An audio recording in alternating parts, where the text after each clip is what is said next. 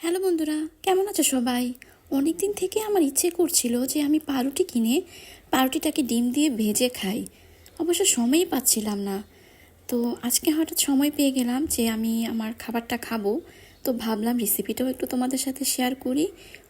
খুবই সহজ একটা রেসিপি। ফার্স্টে আমি একটি বাটিতে পেঁয়াজ এবং কাঁচামরিচ কেটে নেব। তারপর পরিমাণ মতো লবণ দিয়ে একটি ডিম দিয়ে খুব ভালোভাবে ঘুটে নেব। ঘুটে নেওয়ার পর এমনভাবে ঘুরতে হবে যেন ডিমের কুসুম বা ডিমের সাদা অংশ খুব ভালোভাবে পেঁয়াজ এবং কাঁচামরিচের সাথে মিশে যায়। তারপর এবার একটি একটি করে পাউরুটির পিসগুলোর মধ্যে ডিমের যে মিশ্রণ সেটা আমি লাগিয়ে নেব।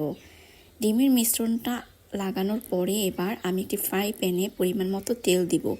তেল দেওয়ার পর একটা একটা করে পাউরুটির পিসগুলো দেব। আমি একসাথে 3টা পিস দিয়েছি। তোমরা যদি চাও, তোমাদের ফ্রাই প্যান যদি বড় হয়, তোমরা আরও বেশি পিসও দিতে পারো। তো আমি 3টি পিস দিলাম। দিয়ে আস্তে আস্তে এপাশ ওপাশ লাল লাল করে ভেজে নেব।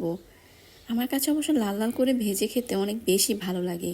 এই যে দেখো তো আমার পাউরুটির পিসগুলি কত সুন্দর হয়েছে। এবার আমি এই পিসগুলো লাল হয়ে যাওয়ার পর একটা বাটিতে তুলে নেব। বাটিতে তুলে নেওয়ার পর আমার পিসগুলো এই যে দেখো কত সুন্দর লাগছে দেখতে। এই যে দেখো আমার পাউরুটি এবং ডিম দিয়ে তৈরি করা মজার নাস্তা। তোমরা কিন্তু সবাই তৈরি করে খাবে। আজকে এ পর্যন্তই। ভালো থাকো সবাই। আল্লাহ হাফেজ।